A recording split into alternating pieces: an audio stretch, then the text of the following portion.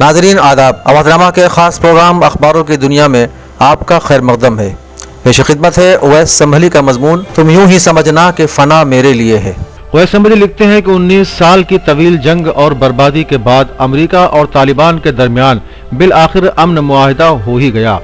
عالمی برادری نے اسے خوشائند قرار دیا ہے اور کہا کہ یہ امن کی فتح ہے۔ قطر کے دارالحکومت دوحہ میں جہاں اعلیٰ امریکی عہدیداران اور طالبان کے مذاکرات کار اور مختلف ممالک کے مندوبین کی موجودگی میں یہ معاہدہ عمل میں آیا۔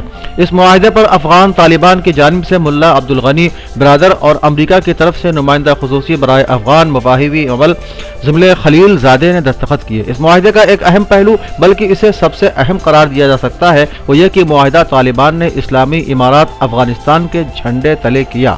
اس موقع پر ہندوستان کے سفیر برائے قطر پی کمارن بھی موجود تھے جنہیں قطر حکومت نے مدعو کیا تھا۔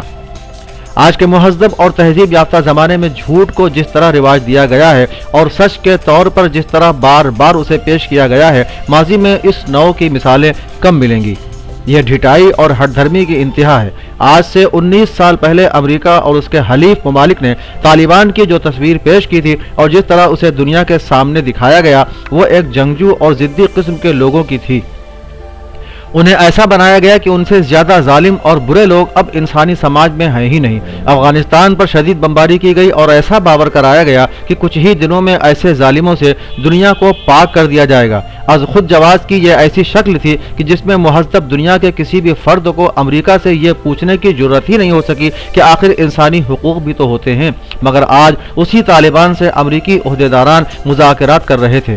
یاد رہے کہ اس سے قبل افغانی عوام کو ایک اور سپر پاور روس کو شکست دینے کا تجربہ تھا۔ ان دنوں روس کی جو حالت ہے وہ کسی سے پوشیدہ نہیں ہے۔ امریکہ نے اتنے برسوں میں بہت کچھ سیکھا ہوگا۔ دوسرے کی سرزمین پر اس دیدہ دلیری کے ساتھ گھسنے اور اس پر قبضہ جمانے کی امریکی کوششوں کو یقیناً بہت بڑا صدمہ ہوگا۔ اسی لیے معاہدے کا عمل بار بار تعطل کا شکار ہوتا رہا، لیکن یہ بات امریکہ کو بھی معلوم تھی کہ اب یہاں سے نکل جانے میں ہی عافیت ہے اور اسی لیے وہ اپنے لیے باعزت راستہ تلاش کر رہا تھا۔ 19 سالہ جنگ میں 24,000 افراد سے زائد امریکی فوجی مارے جا چکے ہیں۔ 19 سالہ جنگ میں 24,000 سے زائد 19 سالہ جنگ میں 2,400 سے زائد امریکی فوجی مارے جا چکے ہیں۔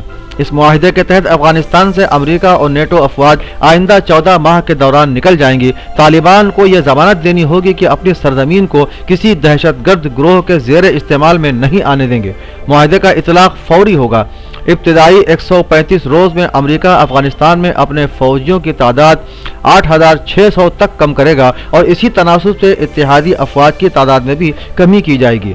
معاہدے کی ایک اہم شق قیدیوں کا تبادلہ بھی ہے۔ کہا گیا کہ 10 مارچ 2020 تک طالبان کے 5,000 قیدی اور افغان سیکورٹی فورسز کے 1,000 اہلکار کو رہا کیا جائے گا اور اس کے بعد افغان حکومت اور افغان طالبان کے درمیان مذاکرات شروع ہوں گے اور معاہدے کے تحت امریکہ طالبان پر عائد پابندیاں ختم کرے گا اور اسی طرح اقوام متحدہ کی طرف سے جو طالبان رہنماؤں پر پابندیاں عائد ہیں وہ بھی ختم ہوں گی۔ اس موقع پر موجود عالمی رہنماؤں نے جہاں اپنی نیک خواہشات کا اظہار کیا ہے، وہیں یہ امید بھی ظاہر کی کہ اس سے افغانستان میں ایک دیرپا امن کا قیام ہوگا۔ وہ سنبھلی لکھتے ہیں کہ افغانستان ایک طویل عرصے سے جنگ کا شکار رہا ہے۔ روس کو شکست دینے کے بعد متعدد معاہدے ہوئے مگر مختلف افغان دھڑے ایسی کوئی صورت پیدا نہیں کر سکے کہ وہاں دیرپا امن قائم ہو سکے۔ اسی دوران خانہ جنگی کی کیفیت بھی رہی۔ اسی دوران پے در پے ایسے واقعات بھی رونما ہوئے کہ جس سے یہ پیغام دینے میں لوگوں کو آسانی ہوئی کہ افغانستان کی سرزمین دہشت گرد گروپ استعمال کر رہے ہیں۔ حالانکہ طالبان حکومت کے بعد ایسے اقدامات رہے ہیں جس سے بعض مثبت نتائج بھی سامنے آئے تھے۔ یہ انہی کا دور تھا جب منشیات کے کاروبار میں حیرت انگیز طور پر کمی واقع ہو گئی تھی۔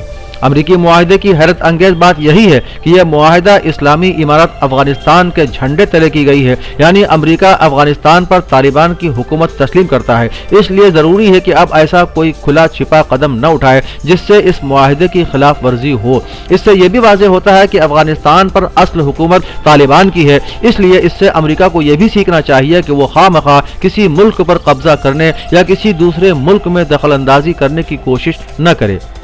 आखिरी पैराग्राफ में वो असम्बली लिखते हैं कि इस मुआहिदे के बाद पाकिस्तान समेत दुनिया के तमाम ममालिक को अफगान तालिबान का खुले दिल से इस्तकबाल करना चाहिए और कोशिश करना चाहिए कि एक अच्छा माहौल अफगानिस्तान में कायम हो ताकि वहाँ के लोग अमन सुकून के साथ रह सकें। अफगानियों ने यह साबित कर दिया कि उनके मुल्क पर जो भी कब्जा करने या दरअंदाजी की कोशिश करेगा फौरी तौर पर मुमकिन है कि उसे कुछ कामयाबी मिल जाए, मगर उसकी किस्मत में शिकस्त ही होगी और उसे एक न एक दिन अफगानिस्तान छोड़कर जाना ही पड़ेगा। इस मुआहिदे से सिर्फ अमेरिकी गुरूर नहीं टूटा बल्कि उसके जदीद तरीन हथियारों के साथ उसके फौजियों का भी मोरल डाउन हुआ है। ये महज जॉर्ज बुश की जिद और हठधर्मी का नतीजा है। उम्मीद की जानी चाहिए कि अमेरिका इस मुआहिदे से बहुत कुछ सीखने की कोशिश करेगा। वो लोग जिन्हें इस्लाम से खामखा का बैर और दुश्मनी है उनको भी इससे सीख मिलती है। तालिबान ने जिस बालिग नजरी और शऊर का मुजाहिरा किया है वो बहुत अहमियत का हामिल है। तुम यूं ही समझना कि फना मेरे लिए है, तुम यूं ही समझना कि फना मेरे लिए है, पर गैब से सामाने बका मेरे लिए है।